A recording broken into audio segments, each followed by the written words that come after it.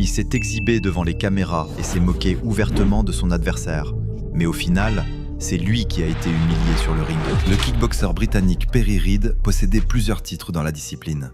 Plus grand, plus mobile, il était convaincu de pouvoir gagner facilement face au néo-zélandais Ray Sefo. Pour sa grande première au K1, il voulait frapper fort et impressionner. Il a donc démarré très agressivement, misant sur ses puissants coups de pied. Ray, de son côté, a commencé à ajuster la distance et à placer progressivement ses premières combinaisons de points. Mais Reid ne semblait absolument pas impressionné, allant jusqu'à se moquer de chaque offensive tentée par son adversaire. Malgré les approches de plus en plus dangereuses de Ray, Reid a continué sur sa lancée.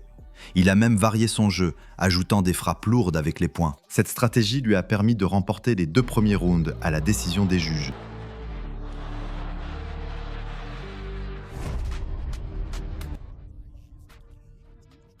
Mais comme le dit l'expression, celui qui rit en dernier rit le mieux. Dans le 3e round, c'était quitte ou double pour Ray Sefo. En partant dans un échange franc, le Britannique n'a pas réussi à suivre le rythme et s'est fait cueillir par un crochet dévastateur.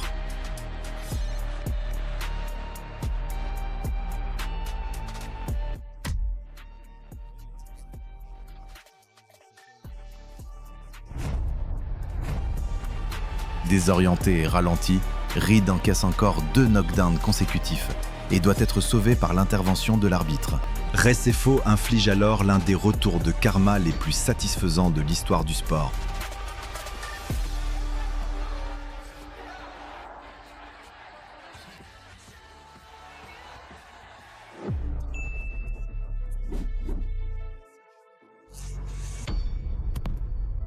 En 2006, le Marocain Badrari était considéré comme un véritable phénomène du kickboxing mondial. À seulement 21 ans, il affichait déjà un palmarès de plus de 50 victoires. Mais à ce stade, la célébrité semblait lui être montée à la tête. Il se comportait de manière ouvertement irrespectueuse envers ses adversaires. Tout allait changer lors de son affrontement avec l'Australien Peter Graham. Comme à son habitude, Harry s'est montré insupportable lors des conférences de presse, affirmant que Graham, à 35 ans, était fini et dépassé.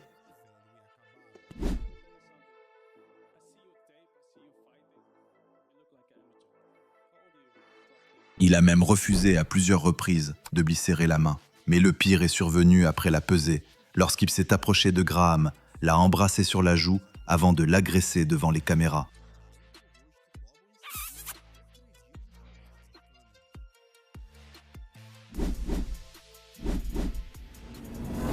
L'Australien n'a jamais répondu aux provocations.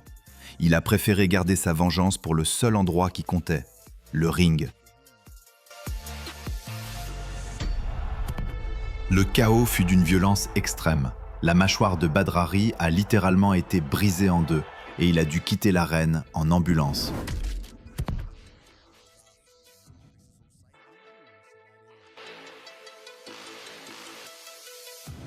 L'un des hommes les plus forts de Russie a un jour défié une légende du MMA. Le résultat fut tout simplement humiliant. Mikhail Kaliagin est un powerlifter très connu en Russie, vainqueur de nombreuses compétitions de force athlétique. Mais cela ne lui suffisait pas.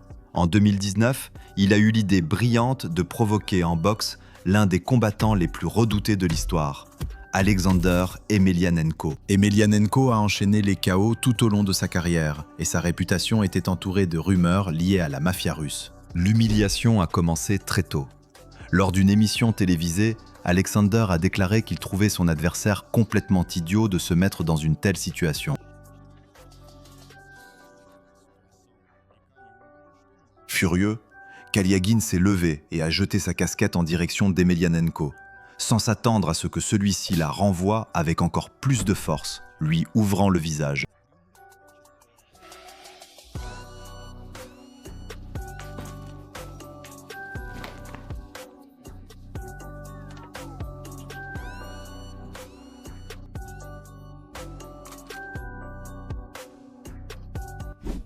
Après cet épisode gênant, Kaliagin a promis de se venger sur le ring. Mais le jour du combat, rien ne s'est déroulé comme prévu.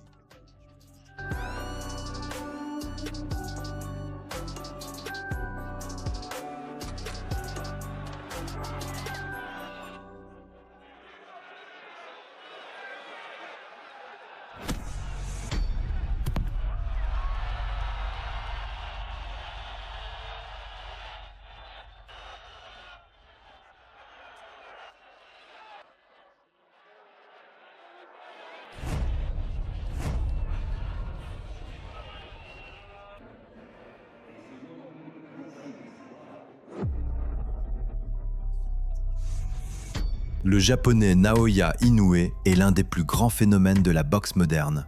Alliant vitesse et précision, il affiche un palmarès parfait de 30 victoires professionnelles. En 2019, il affrontait l'invaincu portoricain Emmanuel Rodriguez. Mais la tension est montée lors d'un entraînement médiatique. Un membre de l'équipe de Rodriguez a agressé et insulté le père d'Inoue devant les caméras, simplement dérangé par sa présence. Naoya n'a pas laissé passer. Son père, entraîneur et mentor, avait été son plus grand soutien tout au long de sa carrière. Dès le début du combat, Rodriguez a montré pourquoi il détenait la ceinture IBF, mais la fureur du sniper japonais était inévitable.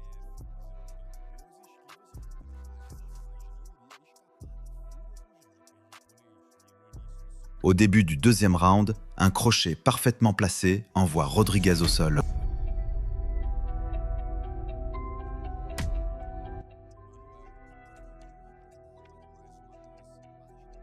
Il tente de revenir, mais ne tient même pas 10 secondes. Une nouvelle chute, cette fois définitive, met fin au combat.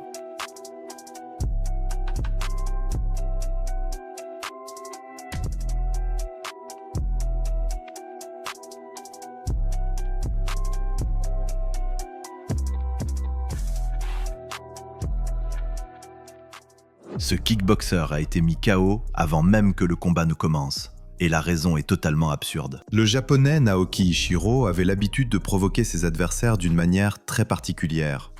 Il leur volait des baisers lors des face-à-face.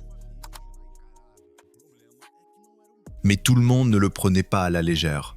En 2005, l'Américain Rick Owen a complètement perdu son sang-froid.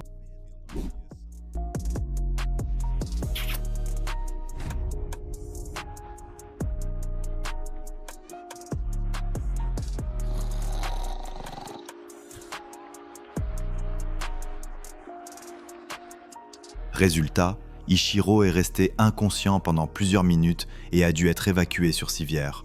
Depuis, il n'a plus jamais provoqué de la même manière.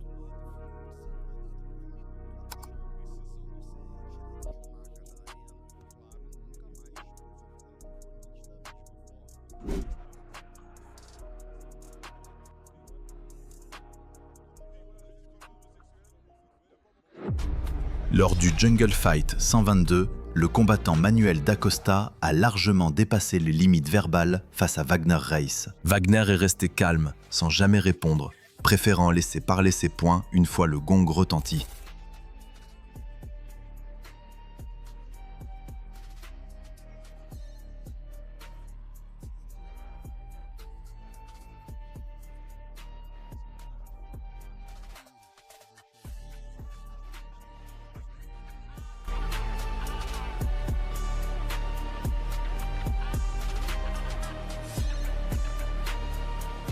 Dès le combat, l'intensité est montée d'un cran.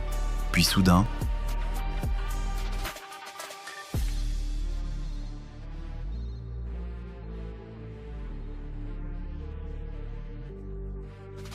un énorme crochet vient s'écraser sur le menton.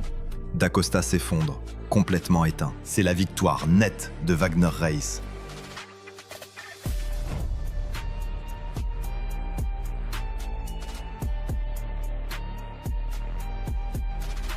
Si ce genre d'histoire vous plaît, abonnez-vous à Pire KO, laissez un like et partagez la vidéo. On se retrouve très vite pour encore plus de KO sur le ring.